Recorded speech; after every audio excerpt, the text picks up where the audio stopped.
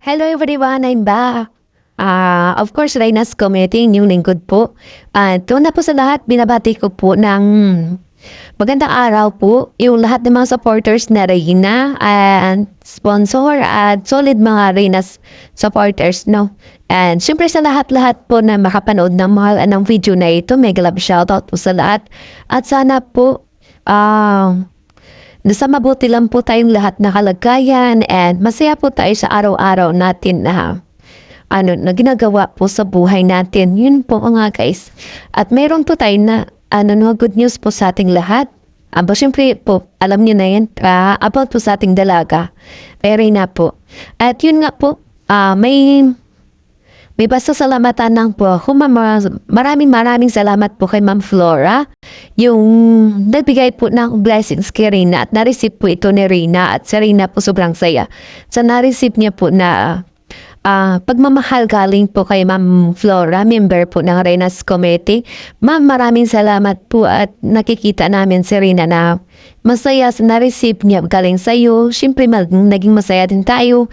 At kahit paano nakita natin kahit sa unting short video lang, nakikita natin si Rina at nakikita natin daw siya yung niya, gesture niya, pagsasalita.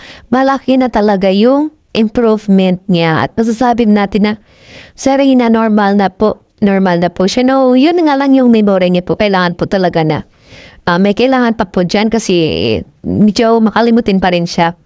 Yun, pero sa dating naman sa mentality, medyo okay na rin si Serena. At yun nga po guys, at sana po sa lahat na nagbabati ko sa amin po, sa mga dito po sa team pabahay sa amin ni Ma'am Rowena po. Sana po maging open-minded tayo. Palawakin po natin yung ating pag-uunawa po. Huwag masyadong maghusga po, hindi po alam yung buong istorya.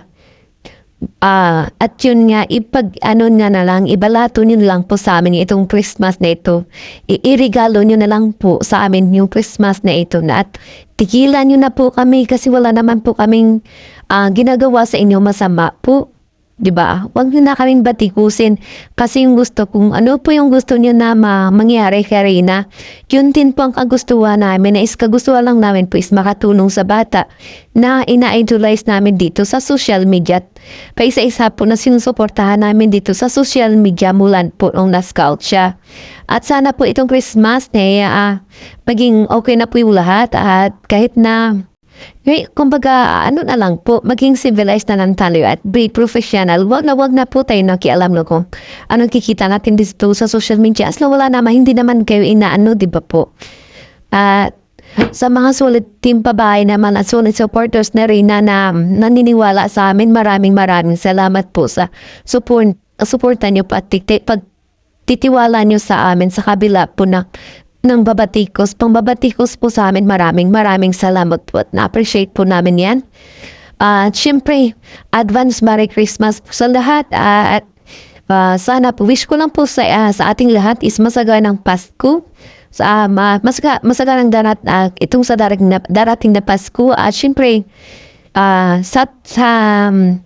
sa parating po na bagong taon, 2025, sana po ito yung 2025 po mag-start po ng love at yung masagana, 'di ba? At saka yung pag-uunawa na maging peacefully na community, 'di ba? Peaceful na community, yun ang po yung wish ko syempre sa ating mga pamilya sana maging okay lang po sila, 'di ba? Syempre sa work natin, more blessings, 'di ba? Syempre at yun nga guys, at ito po hindi na po ako magtatagal. Ito na po yung short video na dito natin makikita si Reyna is normal na po talaga siya.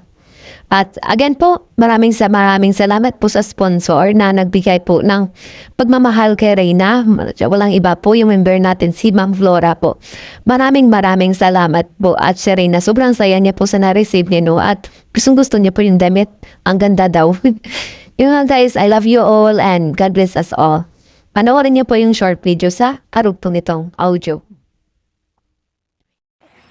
Salamat po, Tita Flora. Sabi na ganyan damit sa akin. Mahal ko po kayo.